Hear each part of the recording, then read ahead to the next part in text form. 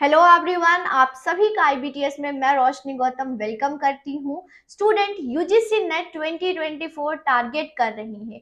Paper 2 तो फिर भी हो जाता है, पेपर 1 में डिफिकल्टी और बहुत ज़्यादा प्रॉब्लम आता है क्योंकि आपके लिए ये न्यू है। लेकिन पेपर 1 ही उतना ही इम्पोर्टेंट है जितना पेपर 2 है स्टूडेंट। जितना आपका सब्जेक्ट में आपको नॉलेज होना चाहिए उतना ही इम्पोर्टेंट है कि पेपर 1 में भी होना है। और इसमें क्वेश्चंस आते हैं, किस प्रकार से आता है। अगर कर लिया तो स्टूडेंट अच्छा खासा स्कोर आप कर पाते हैं। इनफैक्ट मैं आपको बताऊं तो पेपर 2 से भी ज़्यादा पेपर 1 में आप स्कोर कर सकते हैं।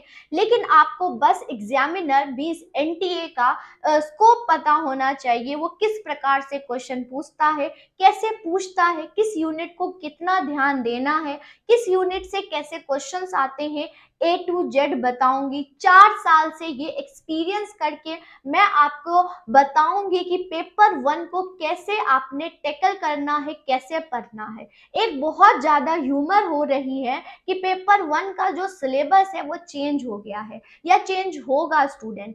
अब तक मैं आपको बता दूं, पेपर 1 का सिलेबस चेंज नहीं हुआ। अगर चेंज होगा तो ये तो स्टैटिक रहेगा स्टूडेंट, ये एक्सपीरियंस के बेस पर बता रही हूँ कि थोड़ा बहुत यहाँ पर जो है माइनस होगी या डिडक्ट होगा या प्लस होगा, क्योंकि न्यू एजुकेशन पॉलिसी 2020 के अकॉर्डिंग कुछ एडिशन होगी। लेकिन जो जून को टारगेट कर रहे हैं, 2024 जून को टारगेट कर रहे हैं, उनमें कोई भी सिलेबस चेंज नहीं होगा। तो ये सोचते मत बैठिए कि सिलेबस जब चेंज होगा या जब एनटीए सिलेबस देगा तब हम तैयारी करेंगे। ऐसा कुछ नहीं है स्टूडेंट, तैयारी करें। और पेपर 1 की या चाहे पेपर 2 की फुल तैयारी कराई जाती है आईबीटीएस, जो कि 34 चंडीगढ़ 34 आपको ब्रांच मिल जाएगा। आप ऑनलाइन या ऑफलाइन क्लासेस ज्वाइन कर सकते हैं।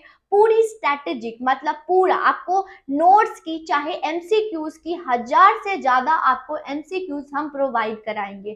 क्योंकि पेपर 1 का सिलेबस जितना इम्पोर्टेंट होता है उससे कहीं गुना इम्पोर्टेंट होता है कि आपने एमसीक्यूज करना है। एमसीक्यूज बहुत इंपॉर्टेंट है, चाहे वो टीचिंग एप्टीट्यूड हो, चाहे वो रिसर्च एप्टीट्यूड हो। जितना आप क्वेश्चन कहते हैं उतने आपकी प्रोबेबिलिटी हो जाती है क्वेश्चन करेक्ट होने का, क्योंकि यूजीसी बहुत ज्यादा डायनेमिक क्वेश्चन पूछता है और वो आपको जो एक्सपर्ट हैं टीचर वही बता सकते हैं। तो 4 साल के एक्सपीरियंस के बेस पर मैं आपको बताऊंगी कि पेपर 1 को कैसे टैकल करना है स्टूडेंट। तो चलिए स्टार्ट करते हैं सिलेबस चाहे आप न्यू स्टार्टिंग से स्टार्ट कर रहे हैं, आपने अभी मास्टर किया है, अटेम्प्ट नहीं दिया है, या फिर आपने बहुत बार अटेम्प्ट दे दिया और फिर भी क्वालिफाई नहीं हो रहा है, यूजीसी नेट हो या फिर जेआरएफ, तो अभी आप ज्वाइन करेंगे आईबीटीएस। यहाँ पर आपको हेल्प करेगा, चाहे ऑनलाइन हो चाहे ऑफलाइन हो स्टूडेंट।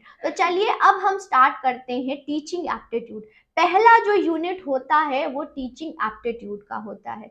चाहे आप कितना भी सिलेबस पढ़ ले, जब तक आपको एनटीए का अप्रोच नहीं पता होगा, इसको आप क्वेश्चन को सॉल्व नहीं कर सकते स्टूडेंट। ये स्टूडेंट यहाँ पर टीचर के द्वारा गाइडेंस आपको दिया जाता है किस प्रकार से आपने क्वेश्चन को करेक्ट करना है, क्योंकि यहाँ पर क्वेश्चन केस स्टडी बेसिस पे क्वेश्चन आते हैं कि बीइंग अ टीचर आप वहां पर होते तो क्या डिसीजन लेते। ओके, तो यहाँ पर जितना आप क्वेश्चन करते हैं, सिलेबस तो आपका बेस होगा, बेस बनाएगा। उसके बाद इंपॉर्टेंट है एमसीक्यूज। तो 1000 से ज्यादा एमसीक्यूज करेंगे तो आपके चांसेस होंगे, अगर 4 क्वेश्चन आता है तो 3 क्वेश्चन आपके सही होने का। तो देखिए, पहला तो टीचिंग क्या होता है। ओके, स्टूडेंट हो, टीचर हो या फिर इंटरवेनिंग वेरिएबल, सपोर्टिंग वेरिएबल हो, सबको मिला के होती है टीचिंग। तो कंसेप्ट क्या होता है, ऑब्जेक्टिव क्या होता है, लेवल क्या होता है, एक छोटा बच्चा है उसको कैसे पढ़ाना है, जो मिडिल का बच्चा है, जो एडोलोसेंस है या अडल्ट है उसको कैसे पढ़ाना है। लर्नर कैरेक्टरिस्टिक्स, स्टूडेंट का कैरेक्टरिस्टिक्स कैसा होता है, और उसके अकॉर्डिंग टीचर को अपना अप्रोच, अपना टीचिंग मेथड चेंज करना चाहिए। तो यहाँ पर आप टीचिंग लर्नर कैरेक्टरिस्टिक्स पढ़ते हैं कि बेसिकली लर्नर का कैरेक्टरिस्टिक्स क्या था, कैसा होता है। फैक्टर इफेक्टिंग द टीचिंग, जब हम पढ़ाते हैं, जब बहुत सारी चीजें हो रही होती हैं, स्टूडेंट भी होता है, टीचर भी होता है, तो कौन कौन से ऐसे फैक्टर्स हैं जो कि इफेक्ट करते हैं। मेथड ऑफ टीचिंग, चाहे वो हायर एजुकेशन, क्योंकि आपने नेट क्वालिफाई करके, जेआरएफ क्वालिफाई करके आपने कॉलेज लेवल पढ़ाना है, तो हायर लर्निंग के लिए क्या क्या इंपॉर्टेंट होता है, चाहे वो टीचर सेंटर हो, लर्नर सेंटर हो, ऑनलाइन या ऑफलाइन, यहाँ पर बहुत सारे मेथड्स होते हैं और मेथड से क्वेश्चन बहुत ज्यादा पूछते हैं स्टूडेंट। आपको एक सिचुएशनल बेस्ड क्वेश्चन देंगे और बोलेंगे कौन सा मेथड एप्लीकेबल है। ओके, फिर आता है टीचिंग सपोर्ट मटेरियल, जिसको इंटरवेनिंग वेरिएबल्स बोलते हैं। जब टीचर और स्टूडेंट पढ़ा रहा होता है तो कौन से ऐसे टीचिंग एड्स होते हैं जो कि हेल्प करता है। फिर इवेल्युएशन मेथड कैसा कैसा होता है, फॉर्मेटिव और स्टूडेंट एनटीए का ये फेवरेट टॉपिक है, इवेल्युएशन से क्वेश्चन पूछता है वो। चलिए, नेक्स्ट यूनिट होता है रिसर्च एप्टीट्यूड। जब आप नेट क्वालिफाई करते हैं, जेआरएफ क्वालिफाई करते हैं, या तो आप प्रोफेसर बनते हैं, असिस्टेंट प्रोफेसर, या तो पीएचडी करते हैं, तो पीएचडी के दौरान आपका बेसिक रिसर्च क्लियर होना चाहिए, जो कि इसीलिए यहाँ पर पढ़ाया जाता है, जो कि बेसिकली आपको कोर्स वर्क में पढ़ाया जाएगा आपका फर्स्ट ईयर जो पीएचडी का होता है। तो रिसर्च का मतलब क्या होता है, टाइप से स्टूडेंट भर भर के क्वेश्चन आता है, टाइप पे बहुत ज्यादा एम्फसाइज करना है। कैरेक्टरिस्टिक्स क्या हो गया, पॉजिटिविज्म क्या हो गया, पोस्ट पॉजिटिविज्म क्या हो गया, बेसिकली ये एडिशन हुआ था। जैसे बोल रहे हैं ना कि यहाँ पर चेंज होगा सिलेबस, तो चेंज क्या होगा, कुछ तो एडिशन होता है या कुछ तो सब्ट्रैक्शन होता है।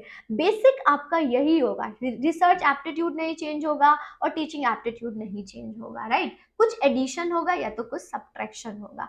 मेथड ऑफ टीचिंग की बात करें, जो कि बहुत ज्यादा इंपॉर्टेंट है, step of research, right, method of research, माफ कीजिएगा, मेथड ऑफ रिसर्च या फिर स्टेप ऑफ रिसर्च। जब हम रिसर्च करते हैं तो स्टार्टिंग कैसे करते हैं, एंडिंग कैसे करते हैं, तो आपको बहुत सारे ऑप्शंस देंगे, वहां पर बताएंगे। तो ऑब्जेक्टिव से स्टार्ट होता है और कंक्लूजन तक जाता है इस प्रकार से।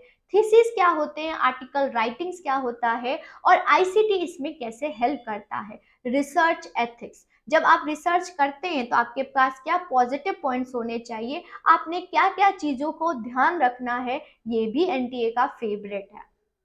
फिर आता है रीडिंग कॉम्प्रिहेंसिव, ये बोलते हैं प्रैक्टिस करो, जितना प्रैक्टिस करोगे उतना 5 में से 4 क्वेश्चन 3 क्वेश्चन सॉल्व हो जाते हैं इजीली। लेकिन प्रैक्टिस के बिना ये नहीं होता है। एक पैराग्राफ देते हैं, उसके बेस पर 5 क्वेश्चन आपको देते हैं और उसको आपको करेक्ट करना होता है, जो कि हम डेली आपको प्रोवाइड कराते हैं और डेली आपको प्रैक्टिस कराएंगे। फिर आता है communication, unit 4 that is communication. ये जितना इजी है स्टूडेंट, उतना ही इससे हार्ड क्वेश्चन आते हैं। यस, यहाँ पर इसमें ज्यादा कम्युनिकेशन में जो वर्डिंग्स होती हैं उस पे क्वेश्चंस आते हैं। वैसे ये यूनिट बहुत इजीएस्ट यूनिट है, बट इसमें से क्वेश्चंस जो आते हैं वो थोड़ा सा डिफिकल्ट हो जाता है। इफेक्टिव कम्युनिकेशन, बोलते हैं कि टीचिंग कब इफेक्टिव होगा, जब लर्निंग मैक्सिमम होगा। कम्युनिकेशन कब इफेक्टिव होगा, जब आपकी फीडबैक आएगी। तो अच्छा फीडबैक बहुत इंपॉर्टेंट है कम्युनिकेशन। बैरियर्स, मतलब जब टीचर और स्टूडेंट पढ़ रहे होते हैं, बेसिकली आपने क्लासरूम कम्युनिकेशन पढ़ना है, तो कौन से ऐसे बैरियर्स होते हैं, फिजिकल बैरियर्स होता है, लिंग्विस्टिक बैरियर्स होता है, इन सब पे आता है। मास मीडिया एंड सोसाइटी कैसे कम्युनिकेशन को हेल्प करता है, तो इसको अप्रोच मैं आपको बताऊंगी किस प्रकार से आपने क्वेश्चन को सॉल्व करना है। मैथमेटिकल रीजनिंग और एप्टीट्यूड यहाँ पर आ जाता है, तो यहाँ पर बहुत सारे स्टूडेंट इसको छोड़ के जाते हैं, बट मैं आपको बताऊंगी कि अगर आपका मैथ्स अच्छा है तो आप ये करके जाइएगा, बहुत इंपॉर्टेंट होता है। तो यहाँ पर number series, letter series, coding, decoding या मैथमेटिकल एप्टीट्यूड कराएंगे, जिसमें से टाइम डिस्टेंस से क्वेश्चन बहुत आता है, प्रॉफिट लॉस से कम आता है, यहाँ पर टाइम डिस्टेंस से ज्यादा आता है, रेशो प्रपोर्शन से बहुत क्वेश्चन आता है, एक आधा प्रॉफिट लॉस से आपको देखने को मिल जाता है। ओके, यहाँ पर सिंपल इंटरेस्ट और कंपाउंड इंटरेस्ट से भी क्वेश्चन आते हैं स्टूडेंट, इंपॉर्टेंट हो जाता है। नंबर सीरीज, कोडिंग, डिकोडिंग और रीजनिंग आपने करके जाना है। फिर आता है logical reasoning. Logical reasoning very important है। ये रीजनिंग अलग है, लॉजिकल रीजनिंग अलग है स्टूडेंट। इसको आपने ट्रिक के बेस पे करना है। मूड्स क्या होते हैं, फिगर्स क्या होते हैं, स्क्वायर ऑफ ऑपोजिशन क्या होता है, वेन डायग्राम्स क्या होता है, इंडियन लॉजिक, जो कि सारे 99% इसको छोड़ के जाते हैं, जो कि मैं आपको कराऊंगी, वो भी इजी लैंग्वेज में। प्रनाम्स क्या होते हैं, कितने प्रकार के प्रनाम्स होते हैं, इसको हम ट्रिक बेस से करेंगे। इंडियन लॉजिक बहुत इंपॉर्टेंट हो जाता है। यहाँ पर फैलिसी, फैलिसी करने में अपने आप में ही बहुत इंपॉर्टेंट है, बहुत इंटरेस्टिंग है, और इससे एनटीए बहुत ज्यादा क्वेश्चन पूछता है। डीआई, ये भी बहुत ज्यादा इंपॉर्टेंट है, ये भी आपको प्रैक्टिस, जो कि हम डेली आपको प्रैक्टिस कराएंगे। DI, okay. यहाँ पर बार डायग्राम दे देंगे या ग्राफ दे देंगे, उसके बेस पर आपने क्वेश्चन करना है। तो रेशो आपका अच्छा होना चाहिए, एवरेज अच्छा होना चाहिए, परसेंटेज अच्छा होना चाहिए, आप इसको क्रैक कर सकते हैं और इसमें मैक्सिमम आप क्वेश्चन करेक्ट कर सकते हैं। ICT, ICT that means information and communication technology, इसकी फुल फॉर्म 300 से 400 से ज्यादा आपके फुल फॉर्म्स होंगे, जो कि आपको एब्रिविएशन पता होना चाहिए। बेसिक आपसे क्वेश्चन पूछते हैं आईसीटी में, इतना हार्ड एंड फास्ट नहीं पूछते हैं, आपको बेसिक नॉलेज होगा तो आप इसको कर सकते हैं। इंटरनेट क्या होता है, इंटरनेट के कितने सोर्सेज होते हैं, ऑडियो वीडियो क्या होता है, या हायर एजुकेशन में आईसीटी का कितना इंपॉर्टेंट है, ये हो जाता है। ओके, फिर people and development and environment, जितने भी मोन्ट्रियल प्रोटोकॉल्स हो गए, मिनिमम डेवलपमेंट हो गया, सस्टेनेबल डेवलपमेंट हो गया, एनवायरमेंटल इशू हो, पोल्यूशन, सारे पोल्यूशन, और पोल्यूशन से बीमारियां पूछते हैं। ओके, थोड़ा सा ये करंट बेसिस भी पूछते हैं, अगर 4 क्वेश्चन पूछते हैं उसमें से 2 क्वेश्चन आपके करंट बेसिस पे पूछ लेते हैं।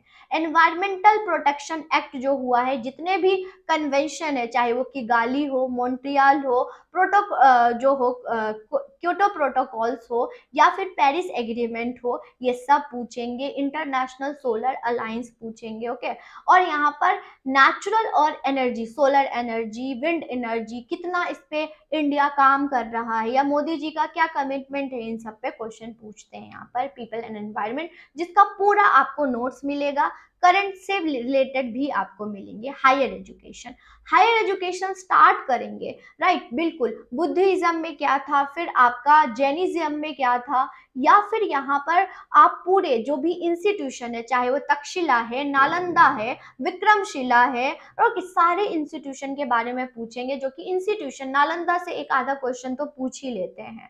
फिर बिफोर इंडिपेंडेंट इंडिया का एजुकेशन कैसा था, आफ्टर इंडिपेंडेंस क्या था, कोठारी कमीशन है, या कितनी एजुकेशन पॉलिसी आई, कितनी बार एजुकेशन पॉलिसी आई, ये हो जाता है। Value education, environmental education policies, governance अब ये नहीं है स्टूडेंट, इसको एक्सक्लूड कर दिया गया है।